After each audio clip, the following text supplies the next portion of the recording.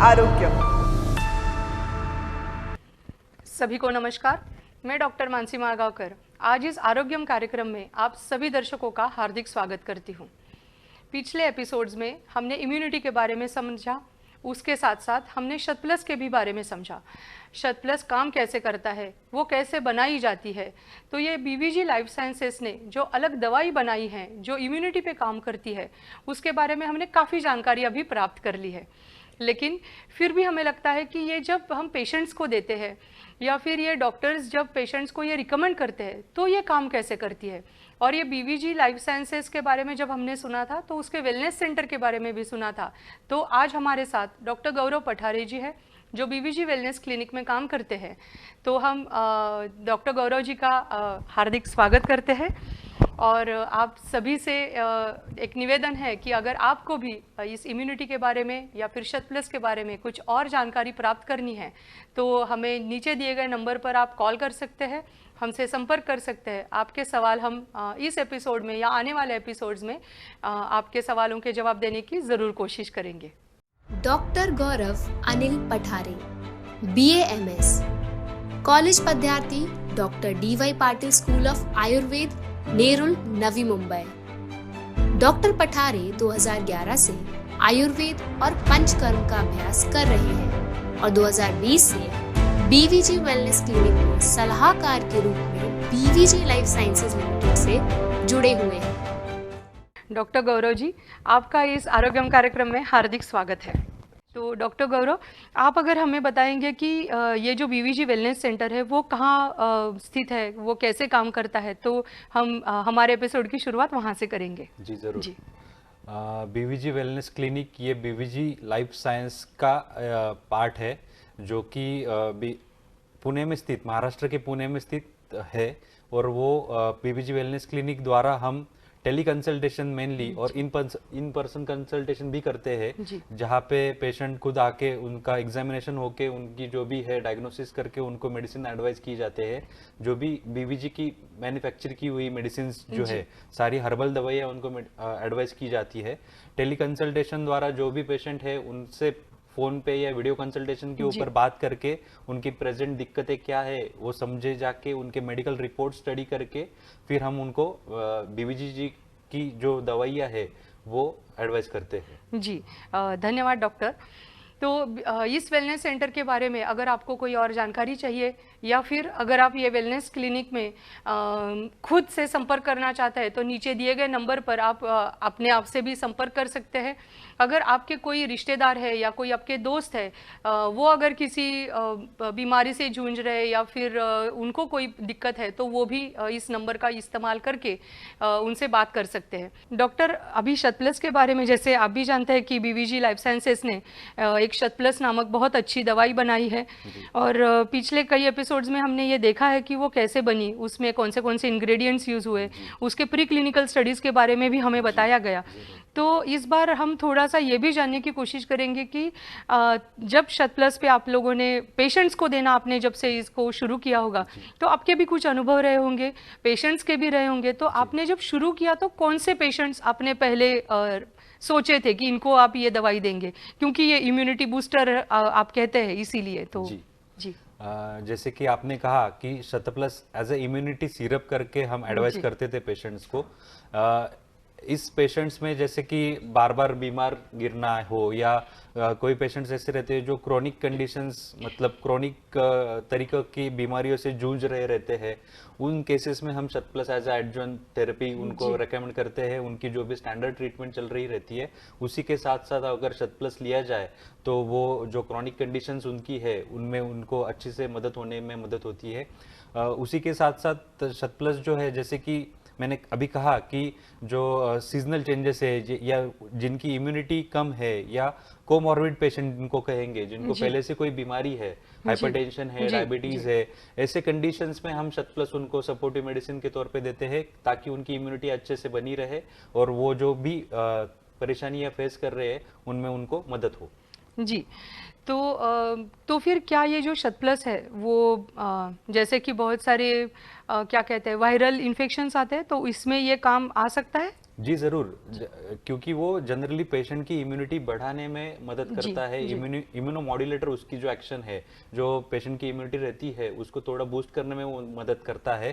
तो जनरली जो viral infection रहते हैं या फिर कुछ जैसे कि कोविड का जो पेंडेमिक आया, उसमें शत प्लस का बहुत अच्छे से उपयोग हुआ है सभी को, उसकी क्लिनिकल ट्रायल भी हुई है। उसके बारे में हम जरूर जानेंगे आगे। जी जी। तो अभी जैसे डॉक्टर ने हमें कहा कि शत प्लस ये कोविड में भी यूज़ हुआ था और वायरल इन्फेक्शंस में भी ये यूज़ होता है। अगर आपको भी इस शत प्लस के बारे में कुछ और जानकारी प्राप्त करनी हो तो नीचे दिए गए नंबर पर आप ज़रूर संपर्क कर सकते हैं और आपकी जो भी समस्या है आप हमसे साझा कर सकते हैं। हम हमारे एपिसोड्स में आपकी समस्याओं का भी निराकरण करने की ज़रूर कोशिश करेंगे।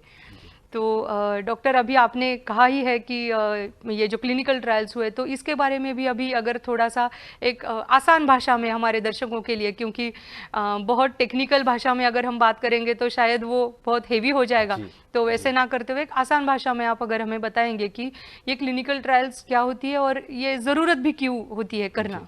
जी। जैसे कि शत प्लस ये इम्यूनिटी सिरप के तौर पे हम रेकमेंड करते थे पेशेंट को, कोविड के पहले भी हम रेकमेंड करते थे इम्यूनिटी सिरप के तौर पे। लेकिन जब ये कोविड का पेंडेमिक आया तो उसके हम कोविड पेशेंट के ऊपर उसकी क्लिनिकल ट्रायल हमने की, 2 क्लिनिकल ट्रायल की उसकी। जो फर्स्ट वेव कोविड का था तो उसमें फर्स्ट क्लिनिकल ट्रायल हुआ नायडू हॉस्पिटल पुणे में स्थित।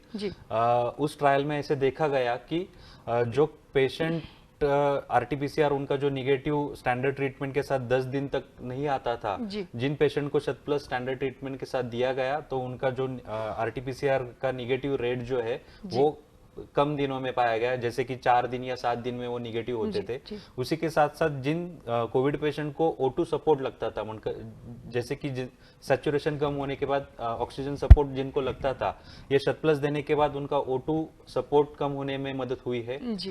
कोविड में जनरली जो पैथोलॉजिकल पैरामीटर्स जनरली चेक किए जाते हैं पेशेंट्स में, उसमें सीआरपी लेवल मतलब सूजन जो रहती है पेशेंट में, इंटरनली सूजन जो रहती है वो इंक्रीज हुए रहते हैं। शत प्लस लेने के बाद वो सीआरपी लेवल अच्छे से कम होने में मदद होता है, मतलब एज अ एंटी इन्फ्लेमेटरी शत प्लस उस केस में काम करता है। उसी के साथ साथ जैसे कि इम्यूनिटी सिरप है तो पेशेंट का हम पैथोलॉजिकल पैरामीटर में इम्यून पैनल भी चेक करते थे। इम्यून पैनल में भी इसके बहुत सारे पॉजिटिव रिजल्ट्स पाए गए हैं। शत प्लस की सेकेंड वेव जब आई तब उसका सेकेंड ट्रायल भी क्लिनिकली हमने किया है। तो ये मैं जरूर बताना चाहूंगा कि ये FDA अप्रूव्ड और क्लिनिकली वैलिडेटेड प्रोडक्ट है, हर्बल मेडिसिनल प्रोडक्ट है। जी, धन्यवाद डॉक्टर।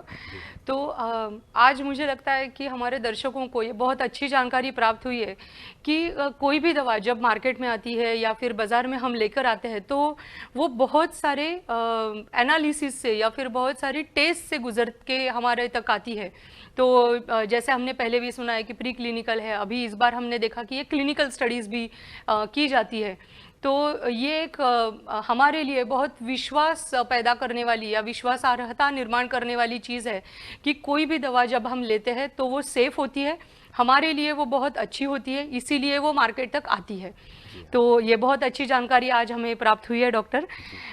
उसी के साथ साथ डॉक्टर, शायद आपके बहुत अलग भी अनुभव होंगे, क्योंकि कभी कभी हम देखते हैं कि लोग इम्यूनिटी की अभी जब बात करते हैं तो क्या ये जो दवा है वो कंटिन्यूस लेनी चाहिए या फिर उसमें जैसे कि अगर मुझे कुछ हो रहा है तब मैंने एक 15 दिन ले ली फिर उसके बाद ब्रेक लिया, या कैसे, मतलब ये किसके साथ, किसी के साथ सलाह लेके करना अच्छा रहता है? आपका इसमें क्या सुझाव है? जी जरूर। जैसे कि मार्केट में बहुत सारे इम्यूनिटी सिरप अभी उपलब्ध है, लेकिन इम्यूनिटी सिरप कब तक लेना चाहिए उसकी भी एक लिमिटेशन रहती है। तो मेरी ये सलाह रहेगी, अनुमोदन रहेगा कि कोई भी इम्यूनिटी सिरप हो या शत प्लस भी हो, ये अगर आप वैद्यकीय सलाह से ले तो आपका जरूर फायदेमंद रहेगी। जनरली शत प्लस हम पहला जो पेशेंट को रेकमेंड करते हो 2 से 3 महीने तक उनको कंटिन्यू लेने के लिए बोलते हैं, क्योंकि उसका जो एक्शन है इम्यूनो मॉड्यूलेटर, तो वो 3 महीने के बाद उसका पेशेंट का खुद का भी इम्यूनिटी जो रहता है वो अच्छे से काम करने में उसको मदद हो, इसलिए हम उसको 2 या 3 महीने में पहले लेने के लिए बोलते हैं। फिर थोड़ा अंतर दे के फिर अगर जरूरत पड़े तो उसको तो बाद में वापस चालू कर सकते हैं, स्टार्ट कर सकते हैं। जी जी। तो डॉक्टर बहुत बार हम ऐसे भी सुनते हैं कि ये जो इम्यूनोमॉड्यूलेशन है या फिर इम्यूनिटी की जो दवा है, तो जैसे कि ज़रूरी नहीं कि सिर्फ मेरी इम्यूनिटी कम हो तभी ये दवा लेनी चाहिए। तो कभी कभी जैसे कि कुछ और मुझे बीमारी है लेकिन फिर भी मेरी अगर इम्यूनिटी कम है तो क्या ये दवा उसमें काम आ सकती है? मतलब अगर आपका ऐसा कुछ अनुभव है तो। जी, जैसे कि मैंने पहले भी कहा कि जो कोमॉर्बिड पेशेंट रहते जी, हैं, जिनको पहले से हाइपरटेंशन है जी। या फिर डायबिटीज है या फिर ब्रोंकियल अस्थमा है, ऐसे कंडीशंस में भी ये शतप्लस बहुत अच्छे से काम करती है। ब्रोंकाइटिस मतलब जो क्रॉनिक अस्थमा के जो पेशेंट्स है, जो पंप यूज करते हैं जनरली, जी, जी। एस्टेलिन का इनहेलर वगैरह यूज करते हैं, वैसे केसेस में हम शतप्लस रेकमेंड कर सकते हैं। उसी के साथ साथ जो डायबिटिक पेशेंट है, डायबिटिक पेशेंट में भी हम शतप्लस यूज कर सकते हैं। जी। किडनी पेशेंट जो है, वो किडनी पेशेंट में भी हम, जैसे कि जिनका क्रिएटिनिन लेवल बढ़ा है, जो डायलिसिस के ऊपर है पेशेंट, ऐसे केसेस में भी हम शतप्लस यूज करते हैं, जी। जिससे उनको फायदा होता है। तो जैसे डॉक्टर आपने अभी कहा कि ये डायबिटीज़ में भी काम करती है, तो जैसे हम नॉर्मली लोगों को अभी आज पता ही है कि टाइप 1 डायबिटीज़ होता है, टाइप 2 डायबिटीज़ होता है, तो ये कौन से टाइप के डायबिटीज़ में काम करती है? या फिर ये क्या मतलब जो ग्लूकोज लेवल चेक की जाती है या फिर अलग अलग जो डायबिटीज़ की टेस्ट है तो उसमें ये कैसे आप देखते हैं या फिर मॉनिटर कैसे होता है कि शतप्लस इसमें अच्छे से यूज़ हो सकता है? जी, डायबिटिक पेशेंट में जनरली हम शतप्लस एज अ एडजुवेंट देते जी। हैं। उसी के साथ साथ उसको डायबिटीज की मेडिसिन जो है, हर्बल मेडिसिन, वो भी दी जाती ओके। है। जनरली टाइप 2 डायबिटीज जो रहता है उसमें हम रेकमेंड करते हैं शतप्लस, जिसमें हम लगातार 3 महीने का जो शुगर रहता है उसका, HbA1c जो रहता है, एवरेज ब्लड ग्लूकोज शुगर, उसको एसेस करते हैं। पेशेंट के जो प्रेजेंट कंप्लेंट्स रहते हैं उसको एसेस करते हैं। तो ऐसे जो हमारे अनुभव है क्लिनिक द्वारा, हमने जिनको जिनको दी है डायबिटिक पेशेंट में, तो उनका HbA1c लेवल थोड़ा कम होने में मदद होता है, अलॉन्ग विथ उनका जो भी डायबिटीज का जो मेडिकेशन चल रहा है हर्बल, उसी के साथ। Okay okay. तो डायबिटीज़ के अलावा किसी और व्याधि में ऐसा हम कह सकते हैं कि क्या आपने ये दवा किसी को रिकमेंड की है? और अगर आपका ऐसा कोई अनुभव है तो मुझे लगता है हमारे दर्शकों के लिए वो भी बहुत अच्छा रहेगा। जी, जैसे मैंने बताया, शतप्लस एज अ इम्यूनिटी सिरप बहुत सारे व्याधियों में हम एज अ एडजुवेंट थेरेपी दे सकते हैं।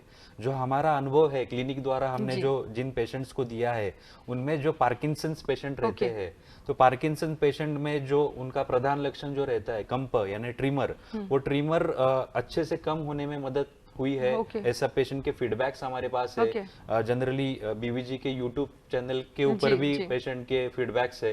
तो पार्किंसंस पेशेंट में भी शतप्लस हम दे सकते हैं। ऑफ कोर्स उसके साथ साथ अलोंग विथ अदर मेडिकेशन भी देना पड़ता है। जी जी। और ये जो शतप्लस है वो हमने सुना है कि एक सिरप के रूप में अवेलेबल है, तो ये सिरप लेते कैसे हैं? मतलब वो डायरेक्टली पीना है, सुबह पीना है, शाम, मतलब उसका डोसेज कुछ तो रहता होगा? जी, तो शतप्लस सिरप फॉर्म में है और उसका जो डोसेज है एक्चुअली वो बोतल के ऊपर रेकमेंड किया है।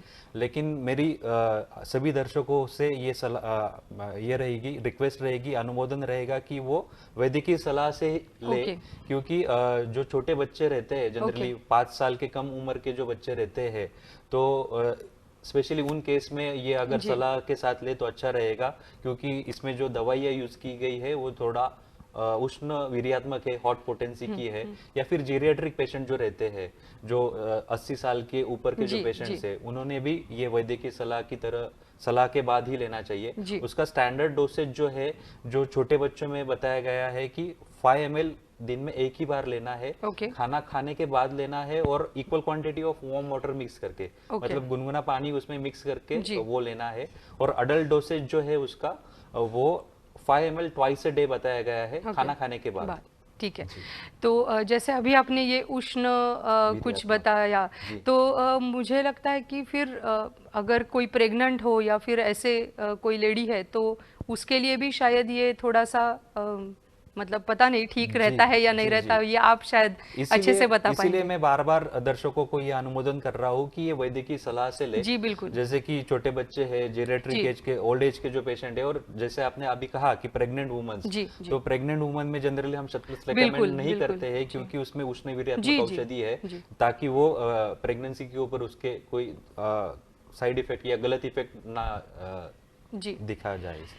तो मुझे ज़रूर ऐसा लगता है कि दर्शक भी ये जानना चाहेंगे कि ये शतप्लस मिलती कैसे है और कहाँ मिलती है, या फिर ये मतलब बीवीजी से ही लेनी ज़रूरी है। तो आप अगर इसके बारे में हमारे दर्शकों को बताएंगे तो अच्छा रहेगा। जी, शतप्लस बीवीजी वेलनेस क्लिनिक द्वारा दी जा सकती है। उसी के साथ साथ ये बीवीजी लाइफ साइंस का वेबसाइट है, उसके ऊपर अवेलेबल है, और उसी के साथ साथ ई कॉमर्स वेबसाइट जैसे कि अमेजोन है, 1mg है, इसके ऊपर भी शतप्लस अवेलेबल है। और महाराष्ट्र में कई सारे डिस्ट्रीब्यूटर्स है जिनके द्वारा हम मेडिकल स्टोर पे ये प्राप्त कर सकते हैं। जी, और जैसे हमने मतलब इसके बारे में साइंटिफिक और क्लिनिकल, प्री क्लिनिकल, ऐसे बहुत सारी चीज़ें अभी शतप्लस के बारे में आज हमको पता है।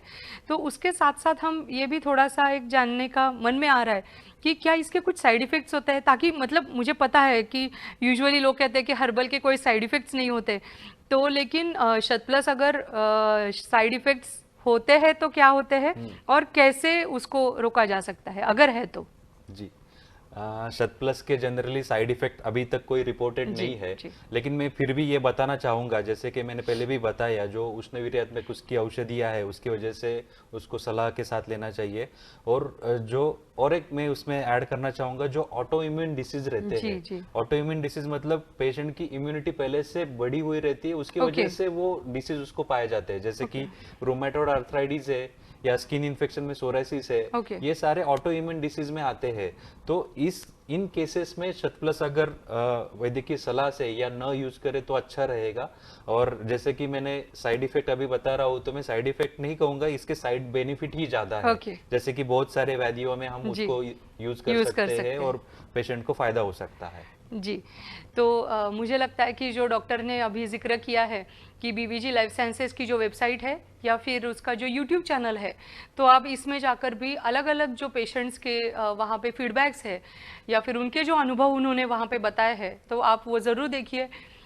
शतप्लस को और जानने की कोशिश भी कीजिए, और शतप्लस यूज़ करने के लिए जो नीचे दी गई वेबसाइट है वहाँ से आप उसको ऑर्डर कर सकते हैं। डॉक्टर से बात करके वो कैसे लेनी है, कब लेनी है, इसके बारे में भी जानकारी आप प्राप्त कर सकते हैं।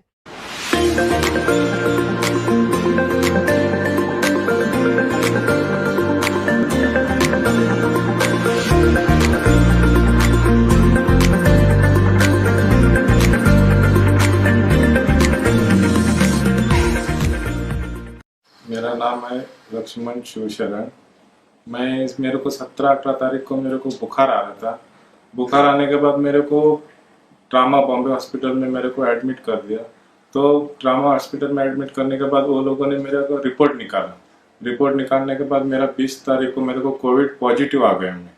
पॉजिटिव आने के बाद मेरे को वैसे जो हॉस्पिटल में ट्रीटमेंट चालू रहता है, वही गर्म पानी देना, ये देना, वो सब मेरे को दे रहे थे, और तो भी मेरा बुखार ऐसा नहीं कम हो रहा था। बाद में मेरे को 2 तारीख को मेरा फिर रिपोर्ट कोविड का वो लोगों ने चेक किया, तो मेरा पॉजिटिव आ गया। तो बाद में मेरे को मालूम पड़ गया कि बीवीजी शतप्लस एक दवा है, वो दवा का मालूम पड़ गया। पढ़ने के बाद में वो लेके आके वो दिन में मैं 4 बार लेने लगा, 10-10 ml लेने लगा। तो मेरे को थोड़ा अच्छा लगने लगा, भूख भी लगने लगा, तो बॉडी मेरा रिकवर हो गया, अच्छा महसूस होने लगा। तो बाद में मैं 8 तारीख को मेरा फिर कोविड का रिपोर्ट चेक किया, तो मेरा निगेटिव आ गया। निगेटिव आने के बाद मैं थोड़ा तंदुरुस्त हो गया, अच्छा लग रहा है। अभी मेरा बॉडी भी अच्छा सा रिकवर होगा, मेरे को भूख भी अच्छी लग रही है, और मैं बीवीजी का थैंक यू। तो डॉक्टर बहुत बहुत धन्यवाद, आपने आपका बहुत कीमती समय हमारे दर्शकों के लिए दिया, इसके लिए हम आपके तहे दिल से शुक्रगुजार हैं। आप सभी दर्शकों को हम बताना चाहेंगे कि हम अगले एपिसोड में किसी और व्याधि के बारे में बात करेंगे। वो व्याधि कैसे होती है, क्या होती है, उस बारे में बात करके हम उसके बारे में और जानने की कोशिश करेंगे। और जैसे हमने शतप्लस के बारे में या फिर ये इम्यूनिटी के बारे में पूरा एपिसोड ये एक अवेयरनेस क्रिएट करने के लिए बनाया, वैसे ही हम अगले बार किसी और अवेयरनेस के लिए हम फिर से मिलेंगे। तब तक के लिए नमस्ते।